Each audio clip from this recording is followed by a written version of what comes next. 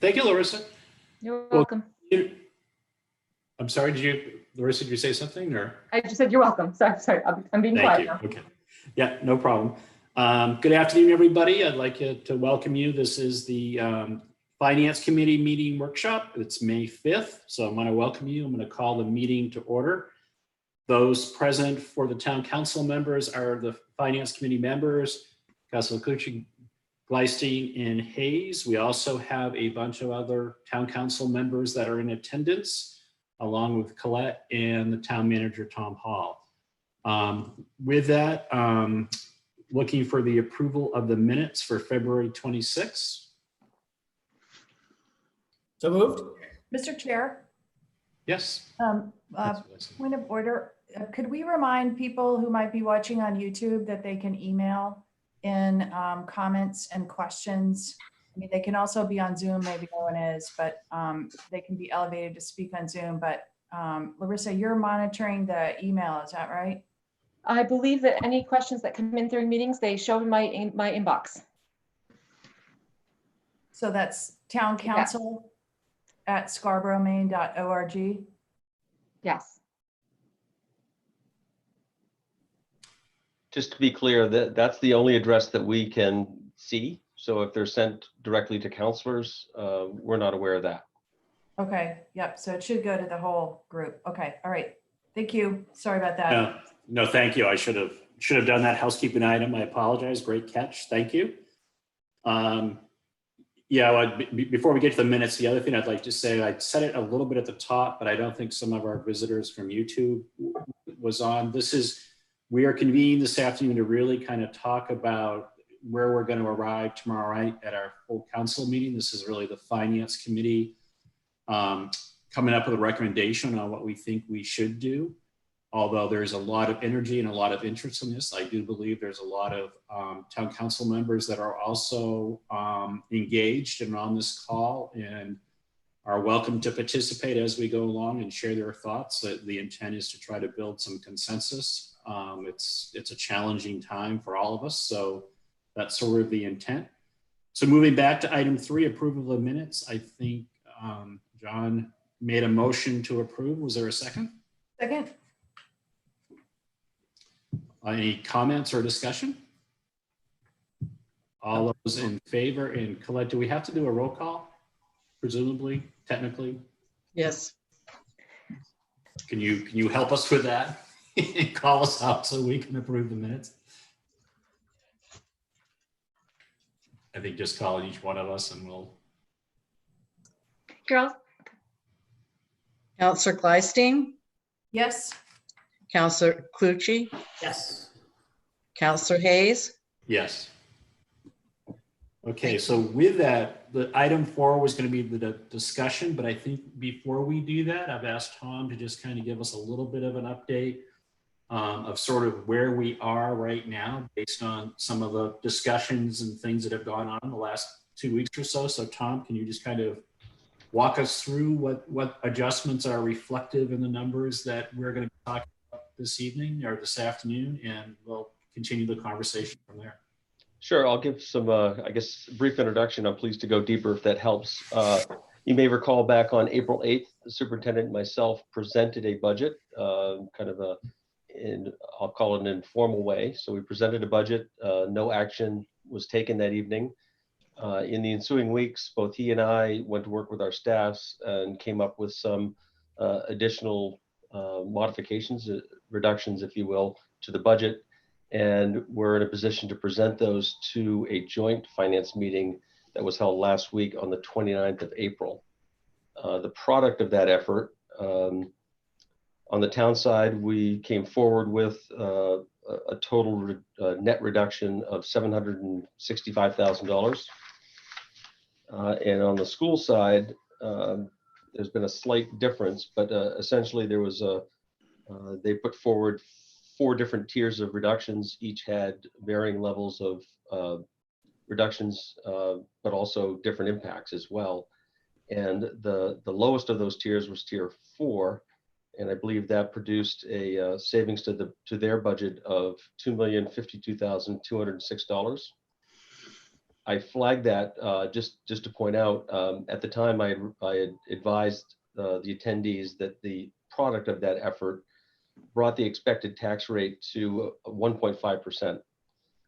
Since then, we worked with the school and there's been a modification to their amount, and I don't know, so I can't tell you what the cause of that is, but it's $92,000 different than what was discussed at that meeting.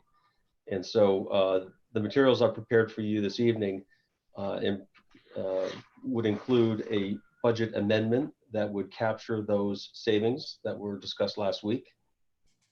And then also we've run some additional tax rate computation sheets to show you exactly what the effect of those cuts are on the individual pieces and then the overall budget. So that's sort of the backdrop to the discussion this evening. And I think history would suggest that the Finance Committee, do its work, so to speak, and ideally be in a position to make a recommendation to the full council for any adjustments to the budget. So as a reminder, the starting point to the budget is the budget as the superintendent and I have prepared it. We did not modify that budget, so any adjustments would need to be done by formal amendment. And again, that's what we've prepared for your consideration tonight. So with that, overall, Councillor Clacy, you have a question? I did have a question. Sure. I'm not on mute. In the packet today, the agenda packet, the school municipal tax rate computation sheet, does that represent tier 4 or? Yes, it does, with the exception that it's $92,000 less than was discussed at the joint meeting. So I was trying to follow that. Which was 92,000? Is it a certain line or? I honestly don't know, Councillor Gleistein.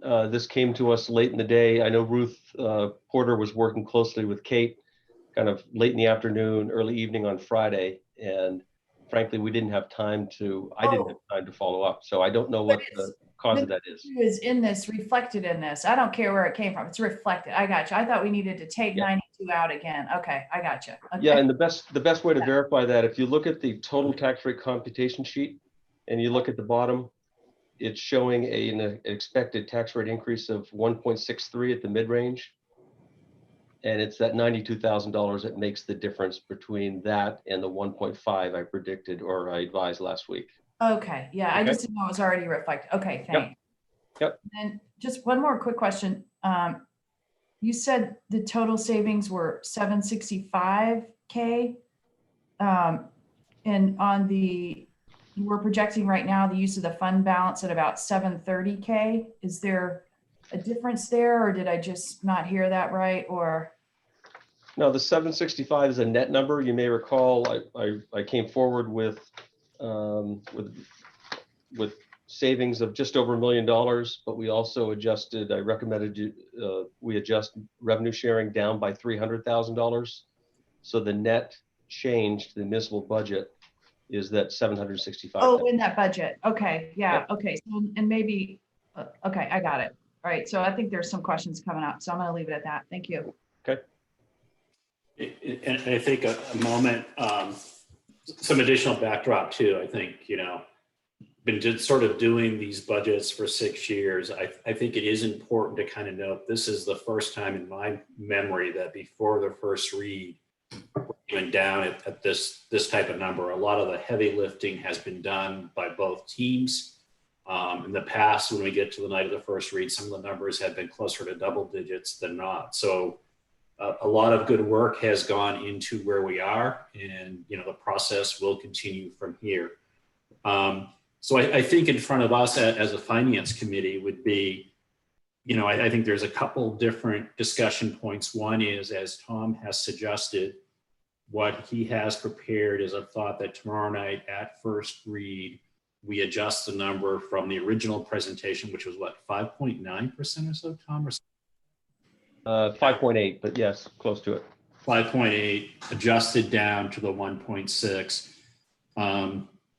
The other alternative that there's been some discussion about is given the circumstances and given even, I mean, it's changing daily. I mean, I just said something around Cumberland actually has now reduced their budget to less than last year. So there's lots of changes in the works. There's been some conversation about, is that 1.67 a good starting process and what we do? And let me, for those that are listening, in the past, what usually has happened between the first and second read, and Tom, usually there's some significant adjustments that are made in between times, usually in the process, right? There's usually. Yeah, we know, the more we know, the better we can be with budget. And I know from my perspective, though, we've done a lot of things already. Some of the territory we usually cover between first and reading has already been thoroughly scrubbed and deeper than most years. But I know that there's probably something in the order of $200,000 more in savings that I'll be in a position to be offering up in the next 2 weeks at the latest. So, and I think the same is true with the school side. There are just, time is our friend. The longer we have, the better our numbers become. And to the extent that we start with estimates, we like to update those as information becomes available. So yes, I would fully expect this year, like most, we'll know more. This year, I think it might be even more important, particularly on the revenue side. I think we all are anxious about where that's going. And I think from my perspective, we can all benefit from being a bit patient and discussing this throughout, mind you, but being a bit patient and know more about those major revenue sources as time goes on. So, Mr. Chair, Yeah. this may not be appropriate, so feel free to say no, but, obviously, this is the biggest work that all the counselors are doing right now. I had a conversation with Counselor Hamel, and he recently attended a GBCOG meeting with some feedback, I think, that is valuable. Would it be appropriate to ask him to share some of that information, or could that possibly be later? Or he did agree to do it, but we both agreed, it's a call of the chair. Yeah, I mean, this is kind of an open, free-flowing conversation. It's a little bit different format. So certainly, if Councilor Hamel would like to share that learning, that's great background. Thanks. Sorry for jumping into the queue here, but I did attend. Normally, Paul and I attend these meetings on a regular basis, or having them on a weekly basis, and these are meetings, with the town managers, the mayors, chairs, vice chairs of the towns in the Portland area. And it was interesting to know, we talked quite a bit about budgets. That one of the agenda items was really talking about return to work, but there was strong consensus around a couple of things. Number one, that expectations around state funding, people are not optimistic about that. They are not optimistic about the ability of the state to meet its stated commitments to the towns in terms of state funding. And I referenced a meeting that we had recently with all of our local representatives, House reps, and also state senators and others, including folks that were, in places like Portland and so forth, agreed that we can't count on that this year. So there's point number one. Point number two is that, some other cities have also already declared a zero budget target. I know Mayor Foley in Westbrook has done so. Peter referenced what's happening in Cumberland. So the two things I want to highlight here is, number one, things continue to move quickly. Number two, I know we've moved very fast and very far, particularly compared to prior years, but I think all can agree this is not like prior years, and we don't really know quite what it will be like. But I think it's also very important that the numbers that have been shared and the other commitments that Tom has referenced, we need to really go back and seriously validate our revenue assumptions. And it was also another piece of information, it was a couple of weeks ago, in fact, but I know in Brunswick and also in Biddeford, there's a big focus on validating revenue, looking at excise taxes, looking at property taxes and associated delays with those, as well as the funding that I mentioned. So I think that, whatever we do from a process standpoint, we need to, redouble our efforts to validate the assumptions that have produced the numbers that will be to the council tomorrow. Yeah. Thank you, Councilor Hill. And I think you're right. What I was going to talk a little bit about the normal process from here for the finance committee of the town council. And this is really for the benefit of the audience. We will probably be spending lots of quality time together. I mean, it's pretty much what, Tom, every Wednesday night for a couple hours for 4 or 5 weeks.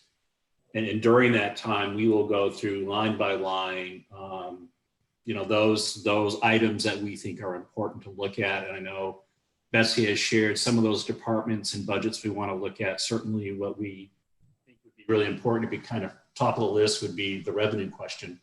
So yeah, I think everybody is anxious about that number, and that number will drive a lot of different things. I mean, that is a critical assumption. So I totally agree. I think what's in the finance committee would be really kind of, as I've kind of had conversations with other counselors and others, is really kind of 2 pathways. One pathway is to move forward with what's been talked about here, with the commitment that there's going to be a lot of work, including joint workshop. I did talk to Sarah. I think Sarah may or may not be on the phone and may or may not want to weigh in. But, we had talked about, as we get more information, certainly as the revenue projections change, it'll be really important to kind of continue the work that we've already done. And the work to date has been collaborative, probably more collaborative than I've seen in other years. So I think that's an important dynamic that we want to keep alive. We're much better being around the table and having, conversations where we trust each other and we're really trying to do the right things. The other pathway, and I'm really trying to get a sense from both Councilor Clutchie and Gleisting, the other pathway would be, we could change that amendment that Tom discussed to get to a 0 at the first read. I think there's pros and cons to both approaches. So with that, I will stop talking. You guys have been very patient. So I'll open it up to you guys to get your thoughts. Yeah, I can start a little bit. I guess the first goes back to Tom's introduction. On the municipal tax rate calculation, I think it would be helpful to show the mill rate change just after the municipal operating budget, before we add in all the miscellaneous items, because there's like benefits from homestead exemption and municipal revenue sharing that I think maybe look like we're being a little leaner on the municipal side than we truly are. So that's just a suggestion, I guess, when we present that. In terms of coming out with 0% at first read, I'm not one to throw darts, right? So I think we've had a process to this point where the town manager and the superintendent were given direction that we would like to come in at 2%, and they've gone through and identified areas where those savings could potentially come from or increase revenue. I think it would be arbitrary of us at this point to just say, come in at, yes, we can make an amendment to get to 0%, but what does that mean? Because we haven't done the work to figure out where it's coming from. And I think it's important for us to do that work so that it's not something that's just random or arbitrary. There's some thought that's gone into it. And I think from my perspective, I want to go through those weekly meetings with the different departments to understand some of the nuances embedded into the budget. And I think that would help inform any decision that I'd have to make about potential future reductions or adjustments in the other direction, upward, if I don't feel like we're conservative enough in some areas. So that's my thinking at this time anyways. Yeah, great. Thank you. Yeah, so, for me, this is, it's all about the revenues this year. There's no way we would be talking about, a 0% budget without questions around all the revenue.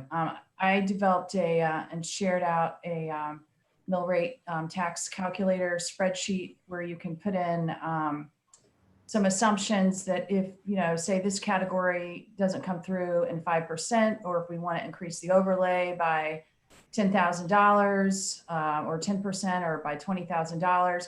So you can kind of play with what that does to the mill rate. And I'm not saying where we should and shouldn't, because we're not at that level of detail, change some of those projections. But just with some modest changes, we were back up to a 3% increase on the mill rate. just with some modest changes in revenue. So one of the messages, we've definitely been hearing from people that it's a normal, in sort of like we have this normal conversation every year. Please don't cut the schools. Please don't cut this. Please don't cut that. And I totally respect all that. I think the conversation is really different this year. The money just may not be there in terms of how we've gotten that money. As I, was even looking, really kind of getting up to speed, even when I was running, the amount of revenue we take in from non-property tax has just really gone up, over the years, with more people coming to town, with building, with growth.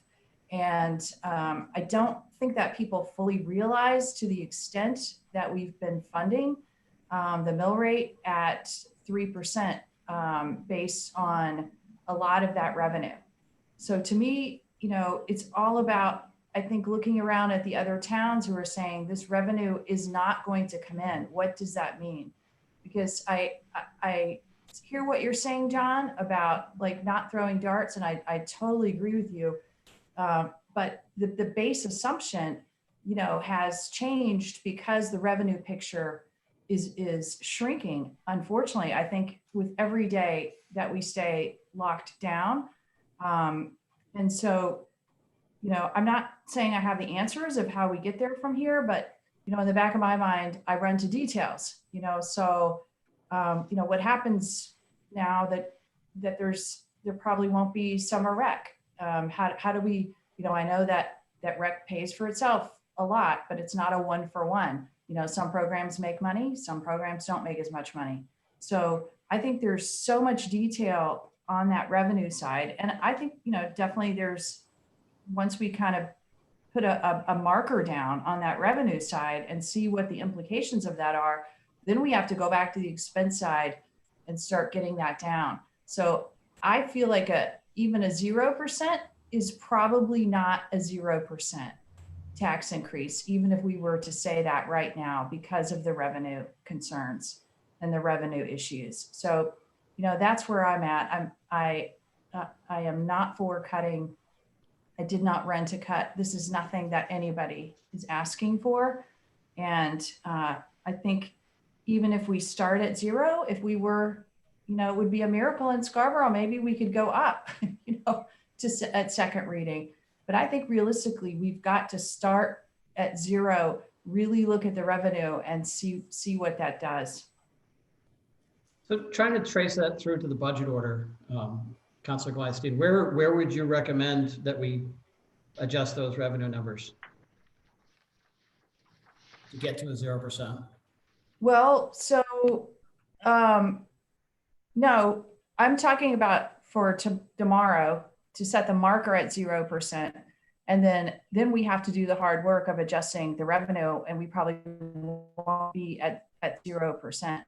But for example, with the excise tax, do we, currently we're projecting that we're going to have about 1.7% more excise tax this year than last year. Do we think that's realistic, or do we think that we'll probably have a dip in excise tax? So when I was kind of playing with the numbers, I projected a pretty reasonable, I think, 5% decrease in excise tax, saying that, we'll probably take in, that comes to about 3.4% less than this year. We can do some analysis on all of these things, but that's the analysis that we need to do in terms of figuring out how to get to 0. I think a 0 now as a placeholder is not 0 because of the revenue that we've in there, because we're talking about a net 0, not a 0 mill rate, not a 0 overall. So does that make sense to that question, or did?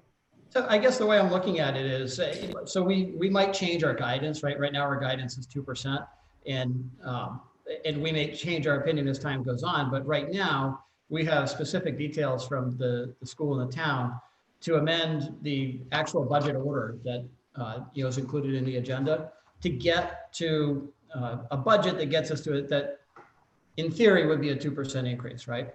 I guess what I'm suggesting is that we do something along those lines and go through the process. And one of the meetings very well might be, strictly focused on revenue. So we understand the assumptions that are embedded in the budget, and if those are reasonable to us.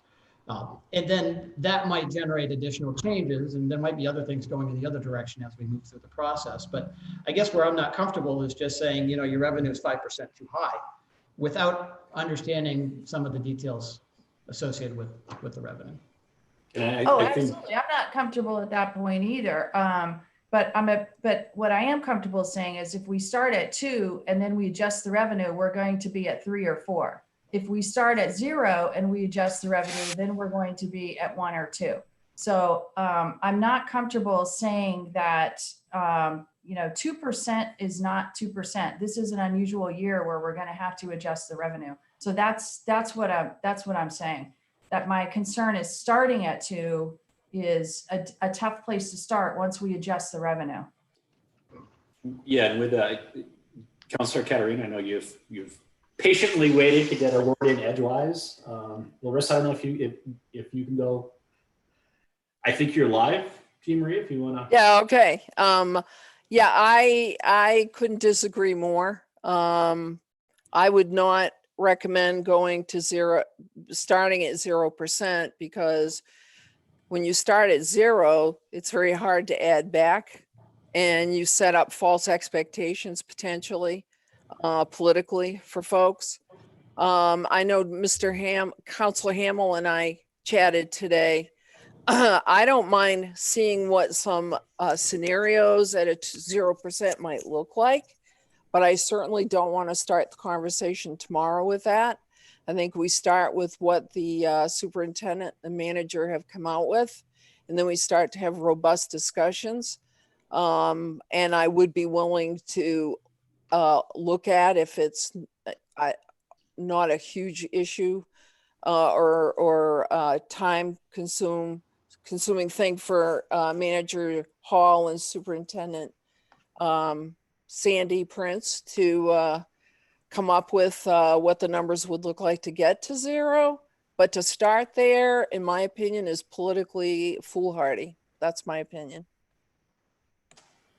Okay, thank you. Tom? Yeah, just to put a finer point to it, what I think I'm hearing is that an overwhelming interest in looking at revenues, understandable. Absolutely, we have to, and I have no doubt there'll be adjustments. I don't think anyone is in a position to know what those adjustments are or recommend anything for tomorrow. Is that a fair statement?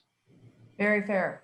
Yes. So if your goal is, for instance, the discussion began to start at 0, the only way to do that without affecting revenue would be to put all of those adjustments on the expense side. So this amendment shows change just over $2.7 million in a number of areas: capital, revenues, and also expenditures. There's roughly another $1 million required to get to 0. So the only way that I can think of for the council to do that, if that's your will, is to identify where that $1 million comes out from the expense side. Mm-hmm. You done, Tom? Sorry, I didn't know if you had more. Sorry. Councilor Hamel? Yeah, I'd like to double back a little bit. I think it's been a good discussion, and the process so far has been, I agree, very collaborative. I personally devoted a lot of time to, to the joint committee process for finance, and I think that helped, to lead us hopefully part of the way, along and to where we are now. So, hats off to everybody for that. The issue I've got is that last year we approved 3% at a first reading, and that was in a happy year. That was in a relatively calm year. That created a lot of discord, and I hear some comments to that effect this year that might be the result if we were to approve a 0% mill rate budget at first reading. That's not what I'm recommending. What I'm recommending is that we set another target. We went from 5.5% mill rate budget plus to a 2% mill rate budget that looks like we're coming in below that for first reading, if we will not know where we're going if we don't set another target.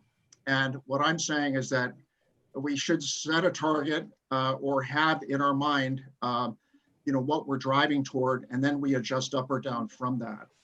Without doing that, we run the risk of really not knowing, where we're going. And I think that would be unfortunate for everybody. It would not be respectful of the work that's been done so far. It would also not be respectful of a public process that we have not really started. We have a budget that was a revised budget schedule calendar that was shared with us on Friday, even though it was revised in mid-April. And we haven't fleshed that out yet. We don't know how we're going to get to second reading. We know it's going to be in June sometime. So I'm looking forward to doing that work, but I think we need to set an additional goal. And I think what would be arbitrary is not setting another goal after we think we've already achieved 2% of first read. Councilor Caterina? Dawn, given our conversation this morning, I want to make sure I understand you correctly, because I know we talked about goals, and you know that I'm definitely a person that thinks that if you don't set a goal, you're going to end up anywhere. I know that Dawn and I agree with that. So Dawn, would you be willing to, well, let me back up. Let me see if I understand what you're saying. Are you saying that you want us to have a goal of getting to 0%, or are you saying you want to see what it would look like so it gives us some parameters and some factual information so that then we know what, that we're going to be somewhere in between the two numbers, the 0 and the 1 point, whatever we're at? That's my question for you. Well, I think we are different this year in the respect that, and I can't answer that with a yes or no. I think you'll appreciate that. I'm open to suggestion on how we do that. I've been uncomfortable throughout the entire process without having another number and an idea of time frame and how we're going to get to another number, and whether or not that's the number or not. Ultimately, I don't know. Yeah. I'm not proposing that we do what we did last year and approve a new number at first reading. That's different. Okay. So, All right. so how we finesse that, I'm open to how we do that. And I turn to, to the experts like Tom and Peter and folks have been through this extensively to know how can we give ourselves room and time and process farther along and keep everybody going with us. Okay. Thanks, Dawn. Thank you. Sorry, John. Next. You want me? Oh, I think from a finance committee member perspective, if the consensus of the council is to target 0%, then I would like to know that, so that as we work through the process, we can try to get to that point. From a counselor perspective, I'm comfortable with the 2%, with the understanding there's probably a plus or minus 3% range, maybe even more than that around that because of some of the uncertainty in different areas. Working through the process, trying to be as lean as we can. But yeah, Don, I mean, to your point, if you feel strongly that we should be targeting something different, and there's a general consensus, that I think that would only inform the work of the committee over the next month. Councilor Lyson? Yeah, I guess we're all going to try to opine exactly what you said, Don, but what I heard you say was, it's important to set a target, and I agree with that, and I think that's what John heard too. And a target doesn't mean that's where we're going to end up, but we work towards that target. We could come in a little bit above it, but yeah, I would feel a lot more comfortable tomorrow night setting the target at 0, because I think that's where, as we look at, I mean, I've obviously, everyone's spent a lot of time looking at this. I don't have all the answers, but, as we've all been spending countless hours digging into this, as I'm sure all the counselors have, I think even with a target at 0, it's going to be super challenging.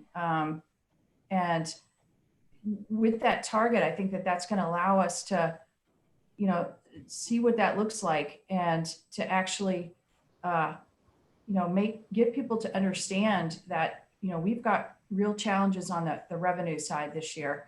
And, you know, I just think without that target, it's going to be, we're going to spend the beginning of the, you know, we don't have that much time. It's a lot of hours, but, you know, it's the reading that, you know, public hearing, we're going to spend a lot of time really talking about revenue this year, which we never have to talk about normally. We don't normally, Tom tells us what the revenue is going to be. The projections are great. And we just move on from that.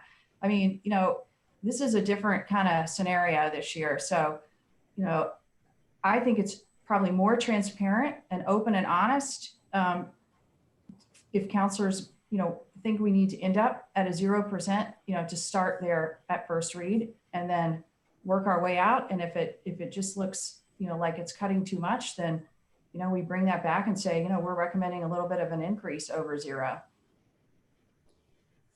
Maybe at this point, I'm not sure Paul is listening. He shows up. I think he said he was going to be engaged.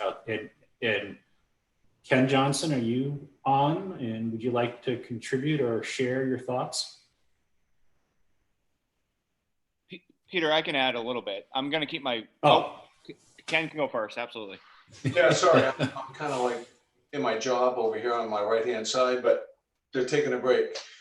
I agree with everything that's been said. I think when we came up with that 2% target, the world was different back then, and it's even more so different now. And several points have been made today about, you know, if the true target is 0%, then maybe we should be coming in that at the first reading. And it's not that it's you know, an end run around the original discussions and the joint agreement on the 2%. It's just the world has changed so much since, what was it, April 8th? I can't even keep track of days anymore. Mm-hmm. But, you know, back then we had probably 10,000 people unemployed. Now we've got 120,000 people unemployed. It's just a totally different world. So maybe we need you know, a different target. That's my 2 cents. Paul Johnson? Yeah, I'm going to keep my camera off if you don't mind. I'm just at my place of work and I'm not presentable right now, so I apologize. You know, I feel like one of the common goals that we've been trying to do is to try to gain as much certainty as possible in these uncertain times, so to speak. And I guess I fail to see what certainty we've gained that would lead us to change the first reading target right now.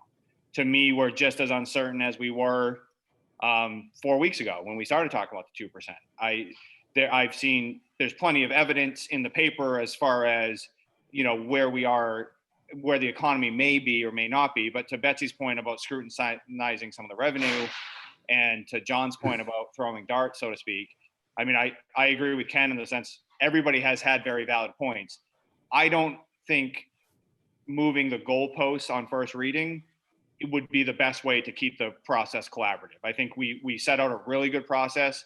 We're all meeting there. We all know that 2% that we very, very likely to go lower. We all recognize that we have a ton of work to do and there's a lot of discussion to have. So I think that first reading by and large is largely symbolic at this point. And I think the best thing to do symbolically is to continue with what we have been saying for the last few weeks with not just our partners in the BOE, but with the public as well. Excuse me, guys. Yep. Yeah, thanks, Paul. And maybe can I maybe try something as kind of listening to this? I mean, I've probably been through this. I don't know, Jean Marie, probably you've been through more budget cycles. I don't know how many budget cycles you've been through, but probably you and I probably at this point about the same. What, 6? Yeah, about the same for me too. And I think there's another intangible here that I think we should think about. One is, and this isn't just, there's been a lot of hard work that's gone into sort of building relationships between the Board of Education and the Town Council. And when I first came on the council, it was rocky, was probably a good way to describe the relationship. I think where we are as a starting point, you know, we've been clear they have delivered sort of the goals along the way. What I might suggest doing is, again, this is just a starting point tomorrow night. I think in good faith, they have put numbers on the table that are workable. As I said, we've never been at 1.67. And Betsy, to get to your point, absolutely. The biggest variable in all this right now is what are those revenues and what does it mean? So we've got to spend some time doing that. A suggestion might be, I think it's a great starting point. We have reached out. I think Paul may have tried to reach some of the Board of Education leadership. I did, and I think Sarah's on the phone if you'd like to hear from her. We've had a pretty collaborative relationship. I think what I'm walking away from this, I think all of us are saying, you know, we want to be closer to zero than we are right now, but we really don't know what that looks like. And we really don't know what that means. And until we get that modeled, we're not going to know. So one approach might be, and I think the Board of Education Joint Finance Committee would work with us to say, you know, if we walk away from tomorrow night with, okay, this is our starting point. All of us want to get closer to zero. To get to Councilor Hamill's point of view, yeah, it would be good to see what getting to zero looks like. Right now, none of us know what that means. And I think there's an appetite that we could at least model those things and take a look at it. But I think it's going to be a process that evolves. Tom says I think, Tom, if I heard you right, 200,000 that might be in play, maybe? Yeah, I'm comfortable saying that. So I think there's lots of, you know, unknowns still to go. And then the last thing I'd say, and I'd encourage any of the Board of Education members that are on, this has to be a collaborative process to solve the riddle that we're in. We got to do this together. It's sort of a long time ago, some of my peers in the council started one budget, one town. And I think that's sort of where we are. I think we took the nuclear option last year, and I'll own that. And if I had to do it over again, it probably wasn't the right way to go. I really think we're better keeping everybody at the table trying to share the burden than us to go into our corner. So I would recommend that, you know, we do the ordinance or the motion as Tom suggested. I think there's a commitment from the Board of Education. I sense from the Finance Committee, there's certainly a commitment that we want to work the numbers, get a better sense. I think the majority of the council feels like, you know, we probably need to be closer than zero than not, but we need to know what that looks like. So that's sort of my 2 cents. And with that, Councilor Hamel, I see your hand. I just wonder whether any of the Board of Education members that are listening in would like to make any comments or give us any of their perspective.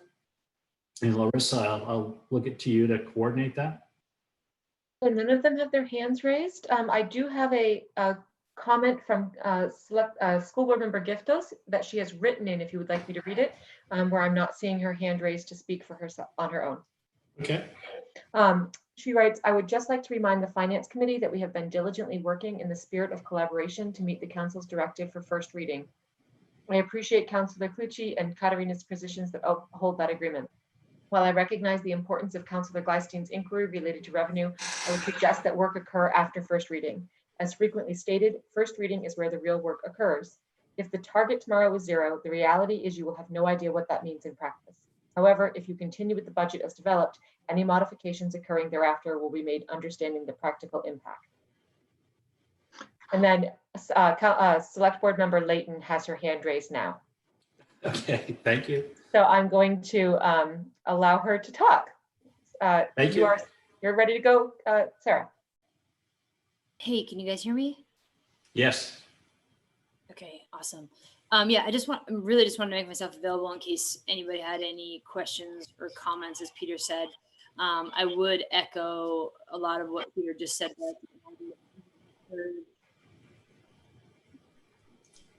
Sarah, I think we just lost you for a second. Sorry, guys.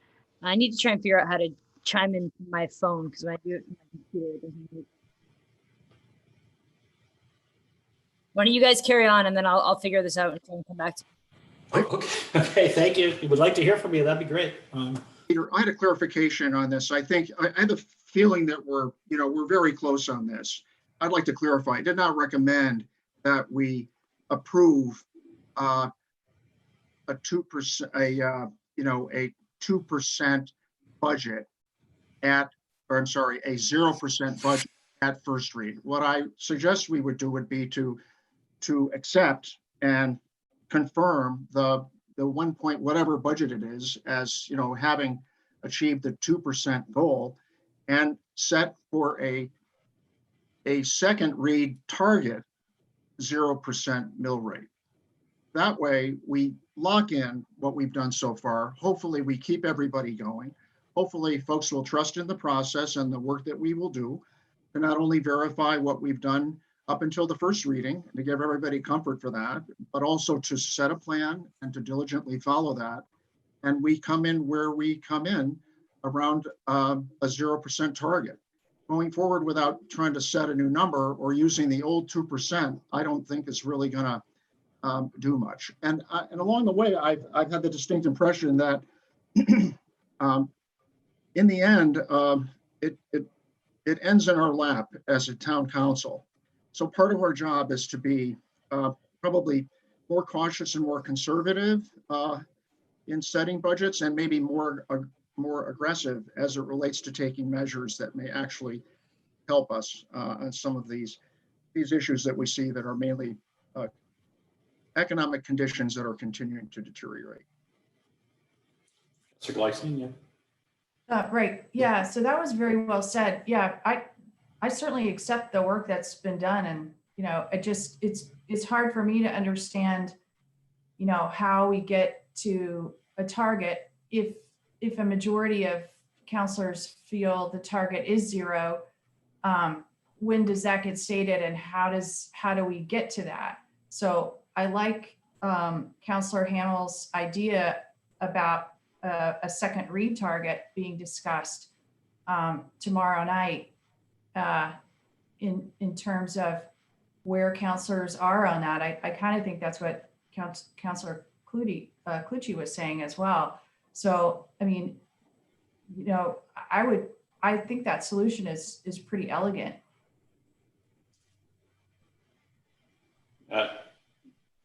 Tom Hall? Yes, just a couple comments from the staff perspective. I'll speak for myself, but I suspect my comments are largely shared by my school colleagues as well. The sooner we have a clear understanding of what your expectation is, the better, frankly. I think we've demonstrated so far that we are capable and willing to do the work. And so the sooner we know what that target is, the better. I have no illusions that, probably to a person, you will offer personal comments either in counselor comments tomorrow. Well, let me back up. I think there's a couple of ways the council could express kind of its collective sentiment or establish some sort of consensus as soon as tomorrow night.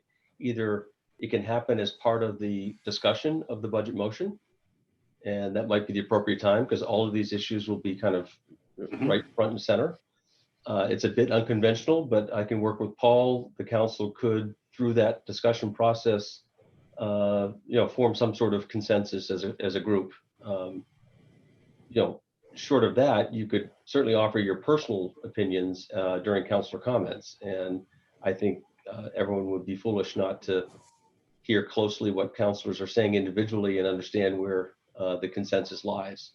So again, my simple point is the sooner we know, the better. And I think we're willing and capable of doing the work to get us there. Great. Paul Johnson, Councilor. I had to go video to raise my hand.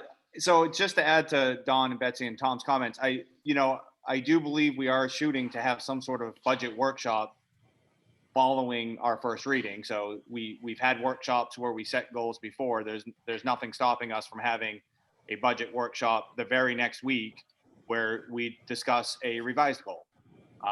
For instance, on a personal level, I'm willing to say right now my goal is 0%. I think, and I think we all need to work through that. And so to me, we come back, we do a workshop in the same setting that we have in the past, and we set goal number 2, or perhaps we just debate it and see where we are from there. But just to be clear, I'm very willing to have a workshop after first reading where we hammer this out as a group. So. Yeah, that's great. Yeah. Councilor Pucci, yeah. Yeah, I mean, kind of along those lines, like we can have a workshop next week to talk about this, but really what I'm looking at is as we move through the process, like let's say revenue sharing goes to zero, right? That's a $1.3 million hole we've got to fill.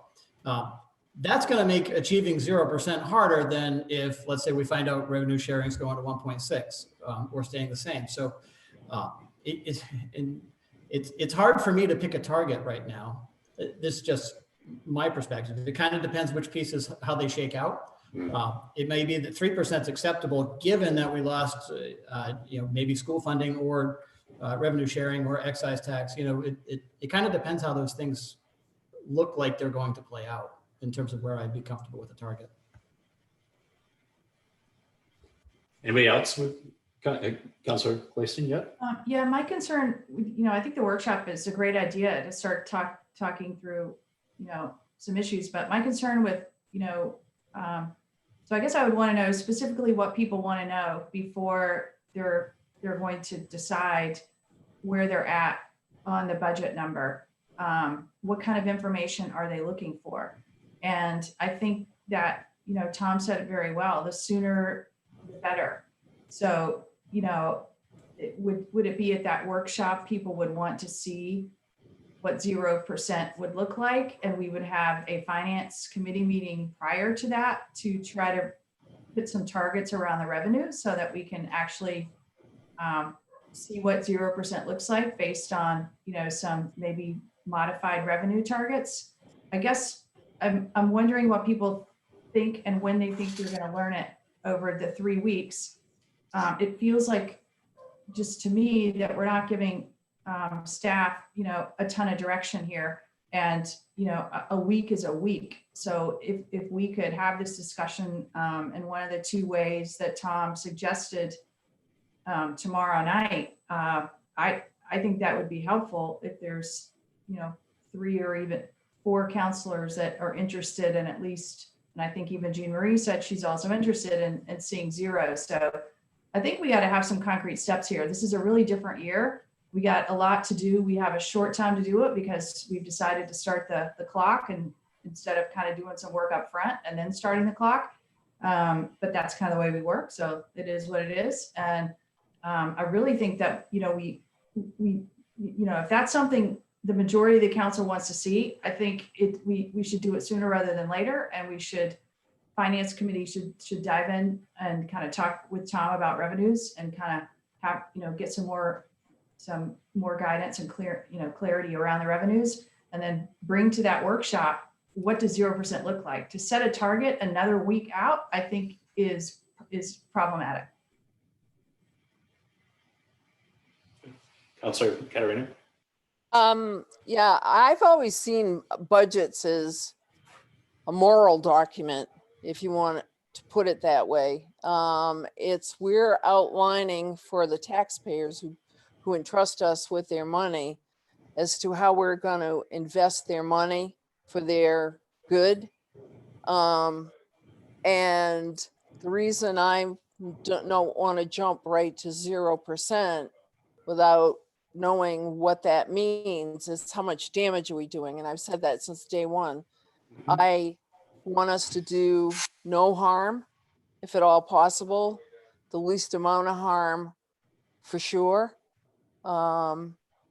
Let's face it, local government is where it's at right now. The feds aren't doing much to help. The states got their hands tied. Local government may have to step up.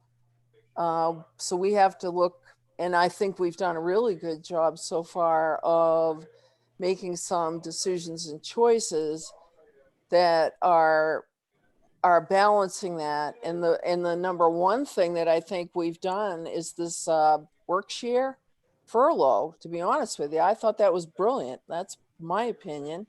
Where we were able to keep people on payroll, keep them with their health care, health insurance, and maybe not all of them are whole, but hopefully as much as whole as they can be, while we figure out, and I know I've used this analogy before, the pack of cards got thrown in the air and we're just watching them come down. at this point. I would like to see some more information on revenue. I know the legislators talked at length about how much money has been put aside or set aside to try to keep things as whole as possible for this budget year. Where it goes from there, who knows? But again, that's why I will not support a 0% budget increase unless I can see that it does no damage. And so that's why I'm willing, and that's why I had this discussion with Mr. Hamel, was that I'm very willing to look at where would those cuts come from? What would it look like? But I have to be convinced that it's doing no harm. Because again, I think budgets are moral documents. It's where we're laying out our how we're going to help the folks who are giving us money to provide services for them. So that's my soapbox for today. Yeah, Yeah, I do. I agree Councilor. with Councilor, Katarina. I mean, I think we've asked for 0 a number of times, and I'm not criticizing in any way, shape, form, or fashion, but both Councilor Paul Johnson and myself, both had asked at that workshop that we look at kind of a tier-like thing, more like the school board did. I think his was 0, 2, and 4. Mine was 0, 1, and 2, or something like that. I don't remember, but and I think Councilor Hamel has expressed quite a bit of interest in looking at 0. I want to be clear. I am not for approving 0. I don't know what my final second read will be, but I think we've struggled to figure out how to get to this point. We've had since April 8th, and we still don't know what 0 would look like. And in the interim, we've had a lot more information from what other towns are doing and what's happening to revenue. We don't have a crystal ball. We don't know all the answers, but I don't want to do harm either. But on the other hand, if we end up increasing people's taxes by 6, 7, 8% because we have a huge revenue shortfall, that's another form of harm that will happen to people. So I totally agree with you, Jean Marie. We wanted to see it for quite some time. We need to jump in there and do the work. How that happens exactly, I think a sense of the council, for Tom saying what's the consensus, people want to see 0. Tom and Sandy work on 0, and we see what that looks like. And obviously the BOE and the BOE Finance Committee meeting, we may not end up at 0. That, we may not, but we've got to consider it at this point, in my opinion. So a couple things. One, Larissa, has Sarah figured out her technical? She is not actually able to figure out her technical challenge. So Okay. Okay. she responded, hold on, I will read you. She and I agreed that we would wait till you had a pause. Yeah. She says, sorry, audio issue. Can't figure out how to dial in from my phone using this method, but don't need to add anything other than what Alicia said. If people have questions, I can try coming off computer audio again. Okay. So at this point, pivoting to sort of just the Finance Committee, do we have consensus, or are we comfortable with the recommendation that we'd be comfortable saying that we accept the amendment as Tom did? I think Tom made some great points about then tomorrow night continuing this conversation, and as we talk about that, and maybe in councilor comments. I mean, I think where I am, I want to see getting closer to 0. I want to see what that looks like. I think there is some commitment that if that was sort of the consensus, and I think Tom's absolutely right, if the Board of Education members hear that that's the majority view of the council, I think the joint workshop, the joint finance committees can work toward that goal of what does that look like on both sides, and we can find a way that we figure out, as Tom has said, and actually the Board of Education said, that give them a clear target of how does each side need to deliver that number. We could certainly do that as part of the joint, find it. But are we comfortable making that recommendation as a finance committee, the 3 of us at this point, or are we not comfortable with that and open to any amendments or adjustments or changes? Or So I guess from a procedure standpoint, I guess how I would see it working, or I would be willing to offer a motion for the Finance Committee to endorse the amendment to the fiscal 21 budget order as presented by the town manager. And then I think if we endorse that or accept that, then we would make that recommendation to the council, and then somebody, probably you, Peter, as the chair of finance, would offer that amendment for the full council to opine on. Now, consistent with what I hear a lot of people saying, I think part of that discussion should be where we individually feel the new target should be. If 2% is satisfactory, or if we should shoot for lower or higher. So I guess that's I think procedurally how I could see this moving forward. And I would be happy to offer that amendment for the finance committee to weigh in on at this time. Let's see, will you second that or? Yeah, no, I'm really not comfortable, I did agree with Councilor Paul Johnson that the first read is at this point, I guess largely symbolic, and, I guess going along with what we normally do, going with what we've been working towards definitely fits the bill more than that. I guess I'm just thinking out of the box a little bit more that, we're hearing from a lot of people who are concerned about a tax increase. And, again, I'm with Jean Marie. I don't know where I'm going to land on that, but I think there's also symbolism of saying the target, not what's going to end up, but the target is 0%. I think you've seen that with several councils are now coming out with their target at 0%. So I do think we're sending a message with whatever we approve. I don't think councilor comments cut it. The paper, we'll quote a few of us, but mostly what's going to be the headline is what we approve for first read. So, I'm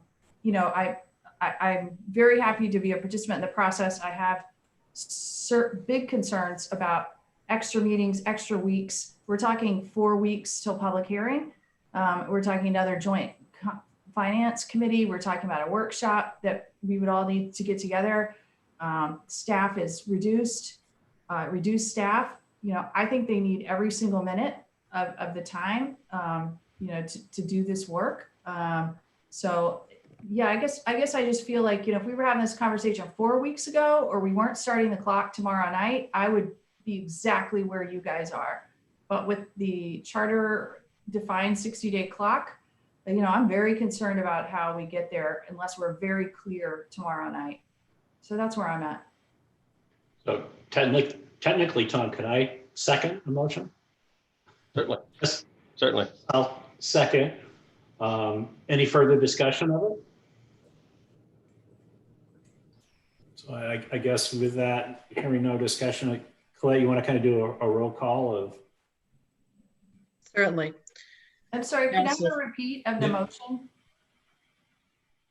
Sure. Do you want to summarize it, Peter, or would you like me to? You are much more eloquent than I, so.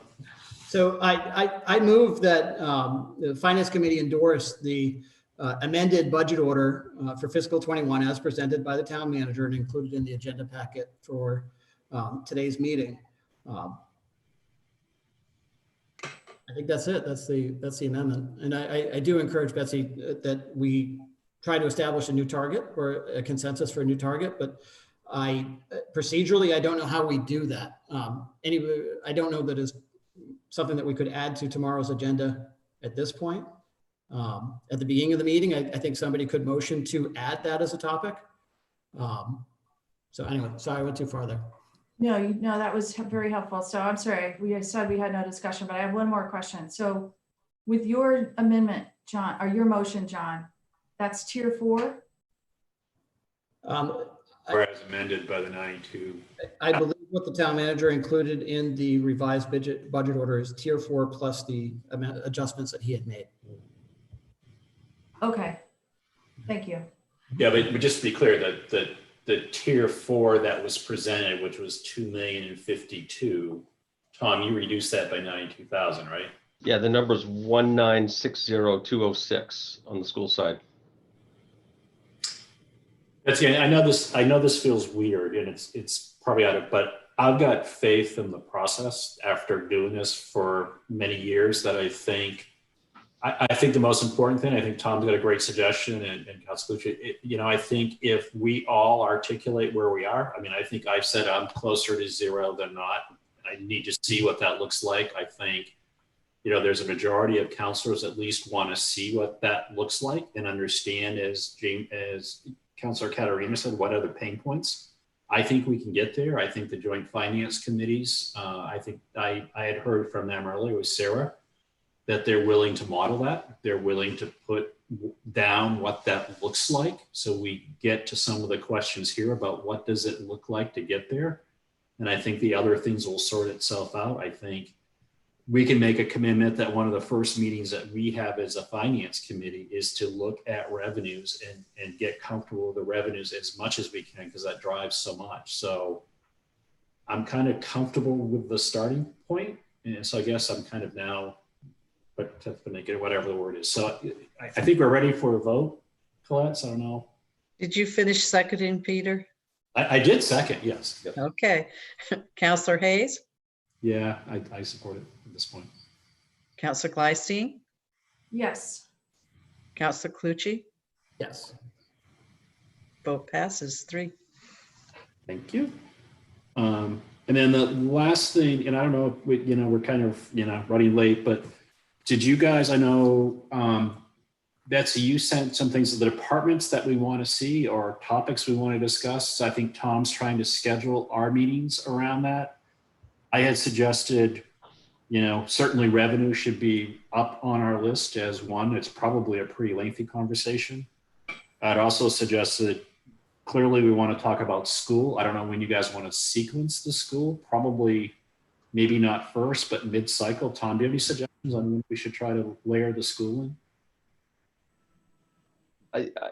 I think it's probably best to bring them in early, frankly. I don't want to suggest that there's not good conversation on the town side from an expense point of view. I think there are a couple of departments that you should speak with. But frankly, from my perspective, we've done a lot of the work. There's not much there anymore. Yeah. So I would suggest your priorities are probably right on target: revenues and school, first and foremost. And then we can cycle other ones in as your appetite and time permits. Yeah, I mean, the other ones I had at least think about is capital. I think we want to review. Yep. And Tom, can you remind me, I mean, we approve the capital items. Do we approve the school, it's an oddity, but we approve the school capital items, right? Correct, yes. Doesn't go to the voters. We're sort of the final arbitrator on the school capital. Is that? Certain items, if it requires voter approval, they would go to the voters. But you're right. Other ones are approved by the town council. They're not part of the validation vote for the voters. So I think capital would be a big one. I mean, there's what, $7 or $8 million worth of capital that was in the original budget. I know that's adjusted, but there's still some pretty significant items remaining. Sure. I had public safety. That's always a big department, but there's also a pretty big ask in the public safety sector. So we might want to look at that. Community services, I think that's always an area of interest. It's always complex trying to understand it. But I think this year, because it does generate so much revenue, that's another area of revenue and expense. And then in the administration, there were some things that we could probably do that pretty quickly. But I think one of the items we're going to want to talk about is the use of bond premium. Have you assumed that that's in the budget? Bond premium? We do. We did include $250,000, but based on recent conversations with our financial advisor, it's quite likely we'll get more, and we can decide how to use that. Incidentally, we did get a preliminary rating back from Moody's, and we're holding strong, no change, which that's great. At this point I take as very good news. Yeah, that's great news. We'll probably hear from Standard & Poor's in the next day or two. And Moody's is the toughest customer, so I suspect S&P will be similar as well. So long story short, we will know certainly within the month what that number is, and that could be very helpful to our discussion. And so John and Betsy, do you have any other departments or line items you're interested in? Making sure Tom gets sequenced into our conversation? Yeah, I mean, quite a few. I think, one of the ideas that Councillor Johnson had was, kind of a list of questions that we could talk through in the workshop. But, you know, and I don't know the detail, obviously, that's why I'm asking, but I know there's about a 16% increase listed for human resources. So looking for that. And then, you know, I think you mentioned administration executive was already on the list, Peter. And the, you know, if there's time, I'd really like to understand the IT budget and how that works, because it's spread across multiple departments, and we split it with the school, some aspects with the school.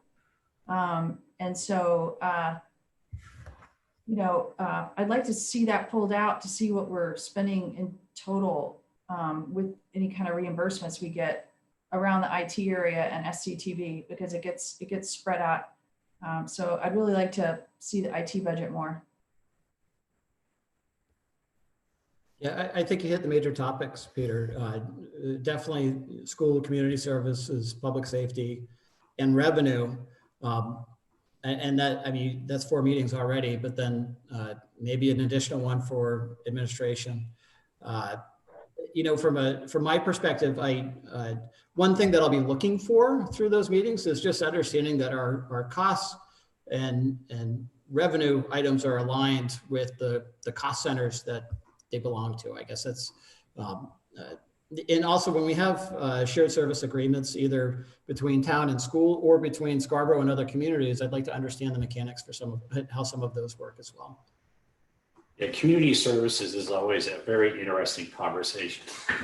Untangling that web is, and Tom, the last thing, because I know there's going to be 2 major items on the budget that we probably need to get some opinion, is there's money to do the pre-engineering work for the library expansion as a capital request, and there's now money, lots of, I think 400 or so requests for the pre-engineering for the new school.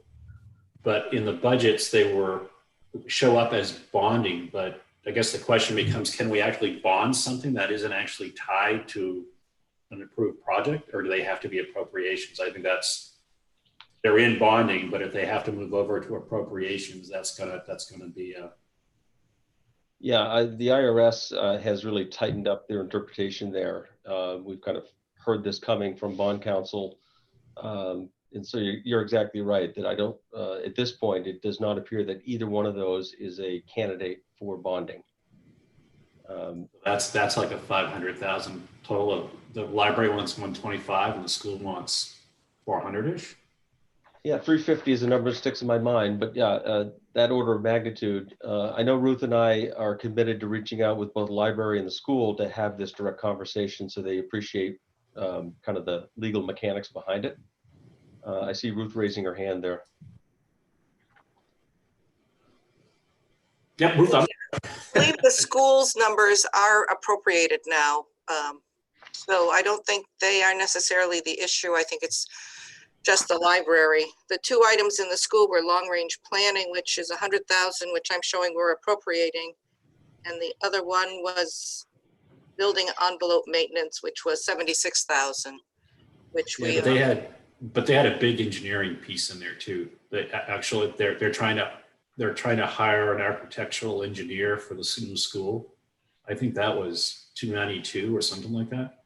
It was on the last presentation. Anyway, it's something we'll need to wrestle with at some point when we have the capital conversation. Where do those get parked? If it is appropriations, I don't think all of it's in the numbers we're talking about. So that will be an adjustment we'll have to think about. Right. The other 2 were like, they're in the CIP as repairs and purchases of equipment. So no, the big one was, I think, about $300,000 to hire the engineering, the architect to design the school. The lab retrofit probably, yeah. So I have at least 5 meetings. What I can do is work with Colette, and I will try to map out what those 5 dates might be. I guess what would be helpful, is there a particular day of the week and time of the day that's productive and easier for members of the finance committee? Do you have any preferences? Yeah, I'll defer to you guys. I mean, for me, the later in the day, so it's not interfering with the business, is better, but you know, 3:30 on or something like that. I don't know everybody else. Do you want evening or business hours, guys? Betsy and I know both. Betsy, you're back to work, right? Yeah. I prefer evening, or at least 4 or later. Okay. Like what time evening? Like 5:30? No, 4 or later. Oh, 4 or later. Sorry, I missed that. Okay. And John?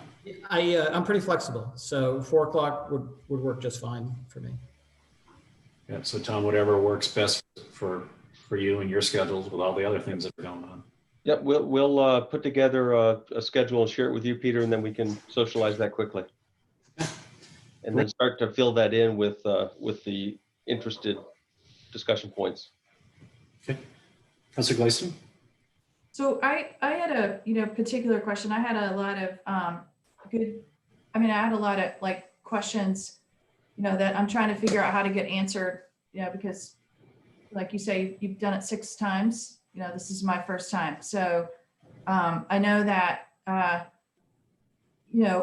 put forward a question, and maybe not specifically to anybody. Well, I put it out there, and I'm trying to figure out how to get some of these kind of overarching questions answered. Like, I know, I wanted to go back through the cost savings again, because I want to understand those a little better. And some questions around the work share. I know we had a workshop to talk about the work share. We ran out of time, so I don't know if that's going to be some Q&A tomorrow. And then, when I'm looking at the municipal gross line budget, I think it's an increase of about 2.8%. So I was just hoping at some point to hear from Tom about what's driving that increase of 2.8%. I know it gets offset by revenue. That's the gross number, but just in general, what is driving that? So I'm just trying to figure out, how these questions are best answered. Is it that we pull the questions and do them in a workshop? Is it one-on-one? Is it, we hold a finance committee meeting on Friday or something for some more discussion? So if somebody could kind of address what's the best way. I probably have about 1,000 questions, so I'll cut it down to hopefully like 25. But, well, one way questions answered. One way I kind of did it was just went down through the detail lines, and you can see by department where, it may come in over 2.8%. So that something in that department's really driving some of the costs. That's why we identify some of these departments, because I think most of the increases or pressure points are coming from some of the departments. There's a big item, where did it go? $234,000 on page 268, which is for full-time EMTs. That will probably be, I don't know if that got adjusted, Tom. That was the original. Yeah, I've got a slide that captures that. If you're interested in seeing that, we can make fairly quick work of that one. Just I have it available. Is that okay? Absolutely. Well, from my standpoint. So this is really just adding some clarity to what the budget drivers are. Oh, gotcha. Yeah. And these were kind of bulletized in my original presentation on the 8th, but I didn't attribute a dollar figure to all of them. So this is just a handful of things, but it does. Let me start though. Where we sit right now is the gross budget increase is $1,041,737 over last year at this point. So these are all costs currently still in the budget. And the total of this is about 1.26 million. So this will give you a sense of what those drivers are. Debt service costs are up 325. When you total up all of our contractual and other personnel obligations, there's about $325,000 built in. Unfortunately, our workers' comp rates have increased exponentially, and so we're seeing a massive increase in workers' comp costs. For positions that were funded in the FY20 budget with delayed starts, we're now seeing a full year cost of the social service navigator position and 2 of the firefighters. The other 2 positions were deferred and were to have started April 1 of this year. We've delayed that and suggest we delay it a full year. So there's 3 months of those 2 positions built in.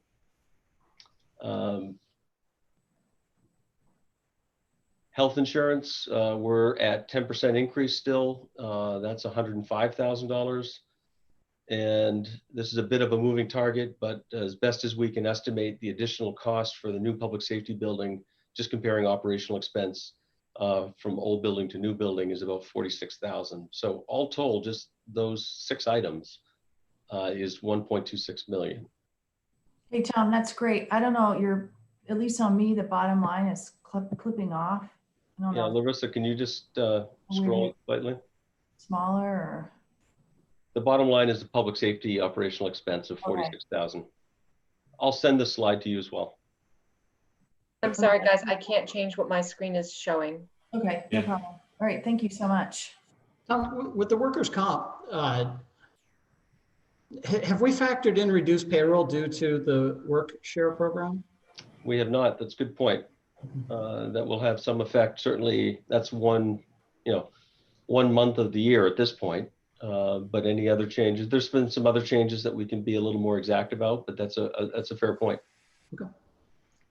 And Councilor Gleisteen, to your other point, I appreciate that you have great interest, and I'm not sure if the formal finance committee is the right forum, just given the work ahead and kind of the priorities that you've already laid out. We're pleased to do a number of things, which could include, working one-on-one with you.